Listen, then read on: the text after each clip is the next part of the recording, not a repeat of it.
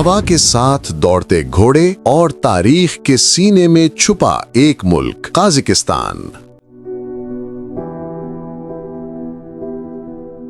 Kazakhstan کی تاریخ وسیع میدانوں، خانہ بدوش ثقافت اور طاقتور سلطنتوں کے عروج و زوال کی کہانی ہے۔ موجودہ قازقستان کے علاقے کو ہزاروں سال پہلے ترک، ساکا، سیتھین اور ہن جیسے خانہ بدوش لوگ آباد کرتے تھے۔ یہ لوگ گھڑ سواری، تیر اندازی اور آزاد طرز زندگی کے لیے مشہور تھے۔ 6 اور 7ویں صدی میں یہ خطہ ترک خاقانیت کے زیر اثر آیا، جو وسطی ایشیا کی پہلی بڑی ترک سلطنت تھی۔ اس کے بعد مختلف خانہ بدوش قبائل اس علاقے پر حکومت کرتے رہے، یہاں تک کہ 13ویں صدی میں دنیا بدل دینے والا طوفان اٹھا، چنگیز خان۔ اس نے پورے وسطی ایشیا کو فتح کیا اور قازقستان اس کے بیٹے جوجی خان کے حصے میں آیا۔ بعد میں اس علاقے میں سنہری اردوز یعنی گولڈن ہوڈ کی حکومت قائم ہوئی، جس نے تجارت، راستوں اور شہری زندگی کو پروان چڑھایا۔ 14ویں اور 15ویں صدی میں منگول سلطنت کمزور ہوئی تو قازق قبائل نے اپنی الگ شناخت بنانا شروع کی۔ 1465 میں قازق خانیت وجود میں آئی۔ یہ قازق قوم کے تشکیل پانے کا اصل آغاز تھا۔ اسی دور میں قازق لفظ باقاعدہ ایک قوم اور ریاست کا نام بنا۔ آنے والے صدیوں میں روسی سلطنت نے آہستہ آہستہ وسطی ایشیا کی طرف بڑھنا شروع کیا اور 18ویں صدی میں قازقستان کے بڑے علاقے روسی اثر میں آ گئے۔ 19ویں صدی میں روس نے پورا قازقستان مکمل طور پر اپنے کنٹرول میں لے لیا، جس سے قازقوں کی خانہ بدوش ثقافت، زبان اور روایات پر شدید اثر پڑا۔ 1917 کے روسی انقلاب کے بعد قازقستان سوویت یونین کا حصہ بن گیا۔ سوویت دور میں زبردستی کی آبادیوں کی منتقلی، زراعت کے تجربات اور صنعتی منصوبوں نے اس خطے کی ڈیموگرافی بدل دی۔ خاص طور پر